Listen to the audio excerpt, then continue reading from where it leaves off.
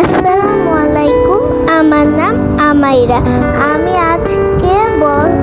আমি আজকে স্প্রিং এর ছবি আঁকছি। আমার স্প্রিং এর ছবি আঁকতে অনেক ভালো লাগে। কত